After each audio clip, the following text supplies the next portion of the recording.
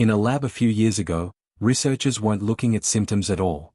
They were looking at something most people have never heard of, the chemical tags sitting on top of DNA, quietly turning genes up or down. And when they pointed that lens at Sjögren's, they found something nobody expected. For decades, the honest answer was, we don't fully know. But a newer field of research has been quietly rewriting that answer, not by looking at your genes, but at something stranger. Not the DNA itself. The switches sitting on top of it. Okay, let's get one thing straight before we go any further, because this is the part most videos rush through and lose people. Your DNA is not the villain here.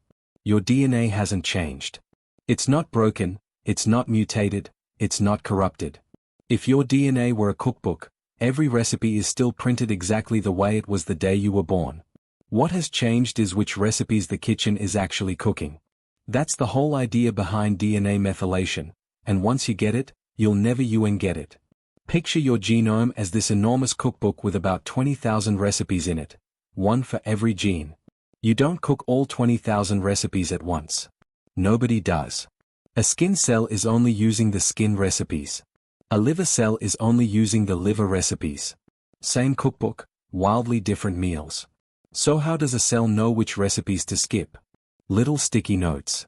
Small chemical tags, methyl groups, get physically attached to specific spots on the DNA, and generally, a sticky note means skip this page, don't cook this one today. That's methylation in a sentence, sticky notes that tell genes to pipe down. Now here's why this matters more than it sounds like it should. For a long time, when scientists studied autoimmune diseases like Sjögren's, they went looking in the cookbook itself, hunting for a typo, a broken recipe, a genetic mutation you could point to and say there, that's the problem. And sometimes they found small genetic risk factors. But they never found the smoking gun. The cookbook mostly looked fine. So a newer wave of researchers asked a completely different question. Forget the recipes for a second. What if the problem isn't what's written in the cookbook, but which sticky notes are in the wrong place? What if the kitchen itself is cooking the wrong things, at the wrong time, for no good reason? That question is basically the origin story of everything we are about to talk about. And if you've ever been told your blood work looks normal while feeling anything but normal, this is kind of the scientific version of finally hearing, oh, we were looking in the wrong place the whole time. If that cookbook analogy just made this click for you, drop a comment below. It tells me to keep explaining it this way. So researchers go in with a hypothesis. And it's a totally reasonable one. If you've been living with chronic inflammation for years, which, if you have Sjögren's, you have, maybe all those sticky notes just get knocked around randomly. Like someone spilled a drawer of Post-its all over the cookbook. Inflammation is messy. Messy things create noise. And if that were the whole story, honestly? Kind of a letdown. Random noise isn't a clue, it's just wear and tear. It would mean methylation is a symptom, a bruise left behind by the disease, not a cause, not a mechanism, not anything you could act on. Just static. This is the part where a lot of channels would just tell you but they were wrong, and move on. I'm not going to do that to you, because the how they found out they were wrong is honestly the best part. Researchers didn't just glance at a few genes. They ran genome-wide scans. Think of it as photographing every single page of that 20,000 recipe cookbook and checking every sticky note, one by one, across hundreds of thousands of locations. That's not a hunch. That's forensic-level thoroughness. And the sticky notes were not scattered randomly. Not even close. Across study after study, in immune cells, in the salivary gland tissue itself, even in saliva, the changes clustered hard in one very specific neighborhood of the genome, the HLA locus, which is basically your immune system's ID-checking department.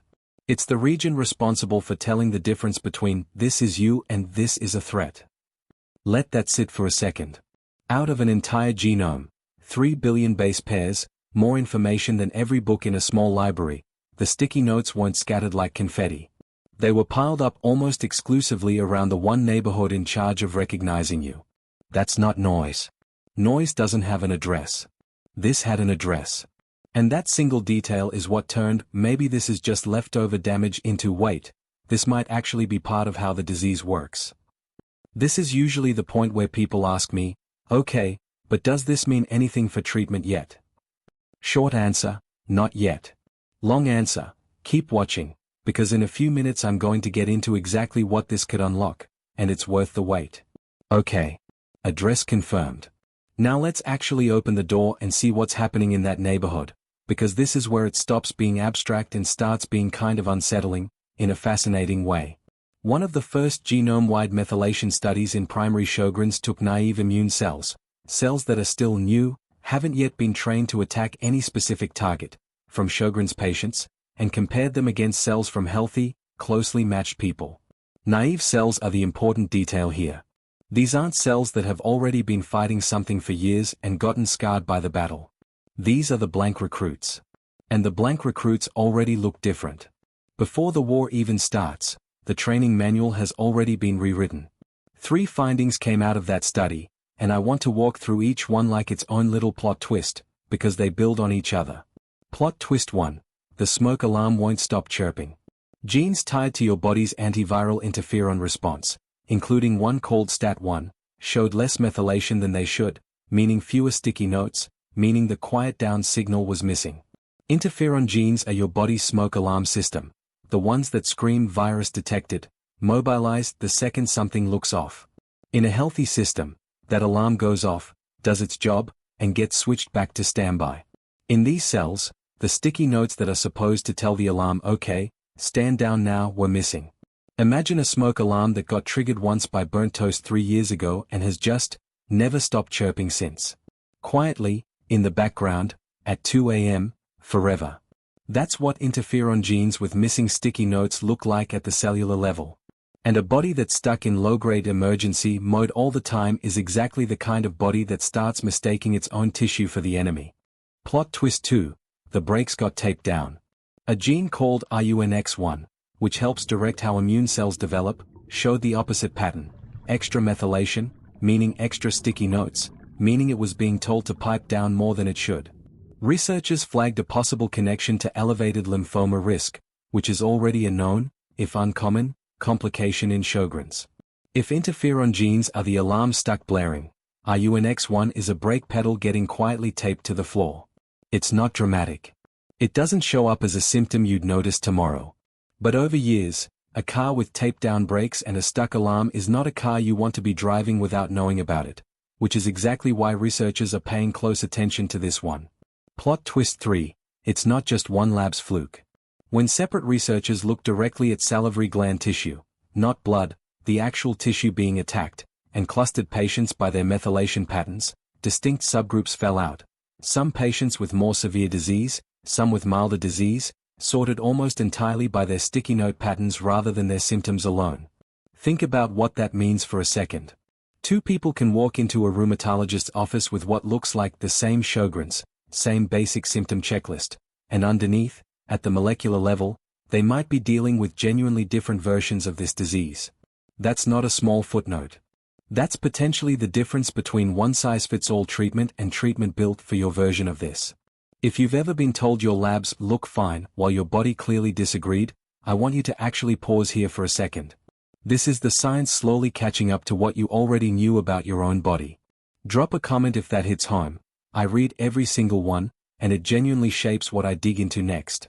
So here's the part one actually care about most, because interesting science fact is nice, but it's not why any of us are really here. You're here because you or someone you love is living this, not reading about it in a journal.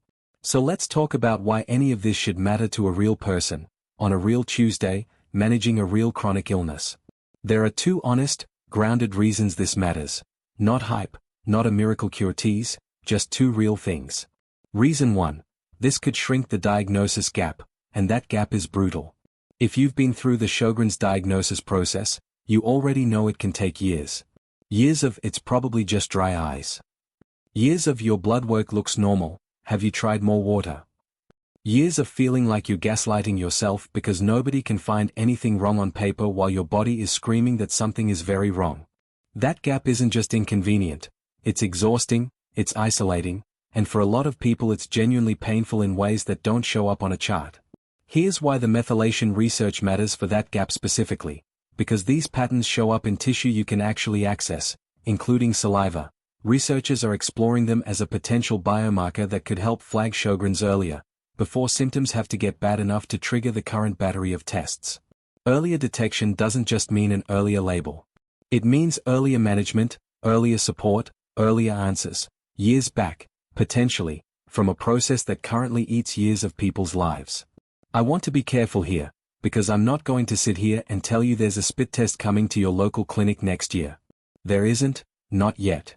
But I'd rather hand you an honest, this is promising and moving in the right direction, than a fake, this changes everything tomorrow. You deserve the real version of this story, not the version optimized for a thumbnail. Reason 2. This changes the whole shape of what autoimmune even means. For a long time, the story handed to patients was something like, your immune system just malfunctions. It attacks you for reasons we don't fully understand, and we manage the symptoms as best we can.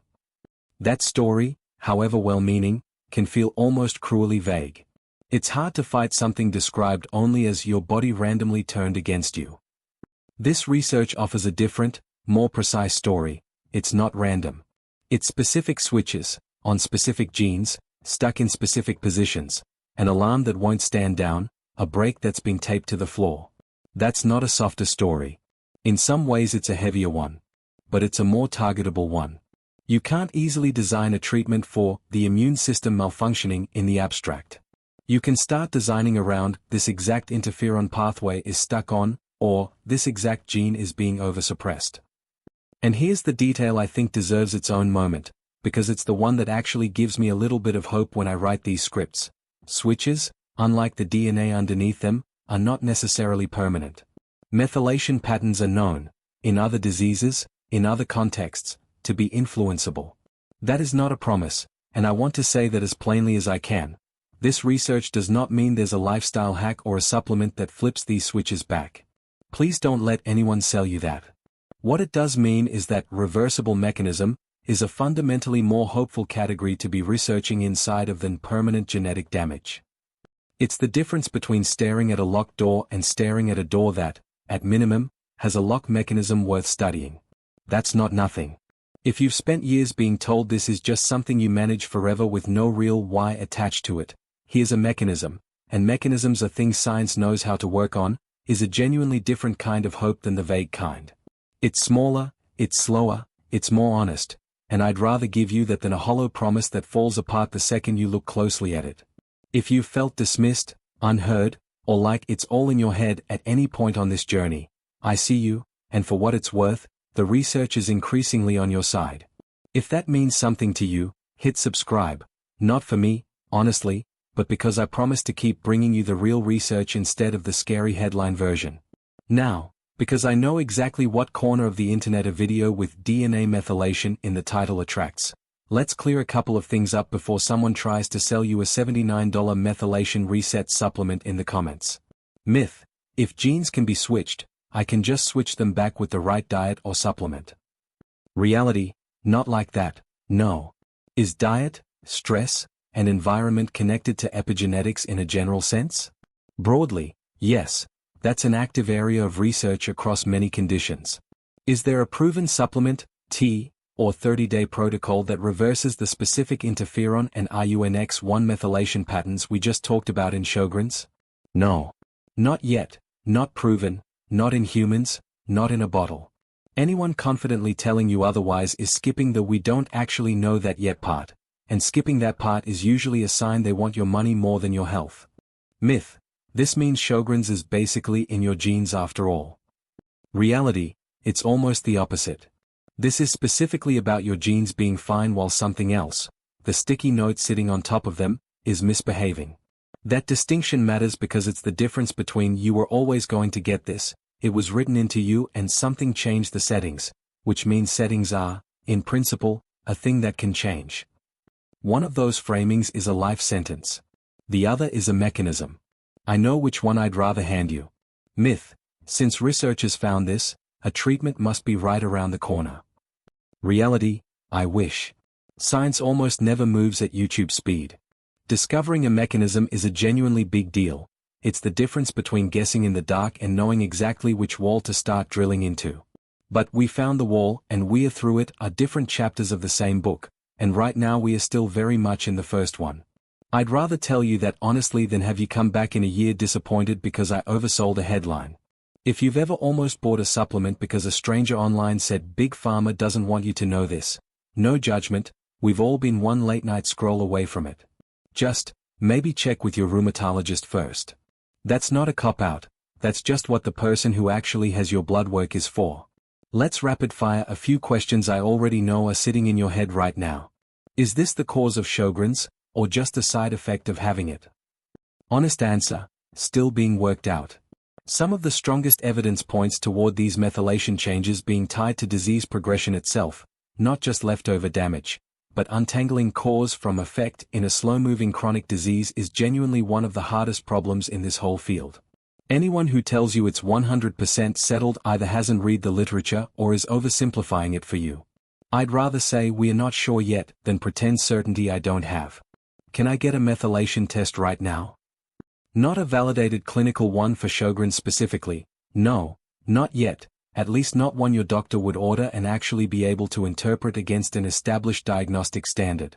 Researchers are actively studying salivary methylation as a possible future diagnostic tool, which is genuinely exciting, but being studied and available at your local lab are very different stages.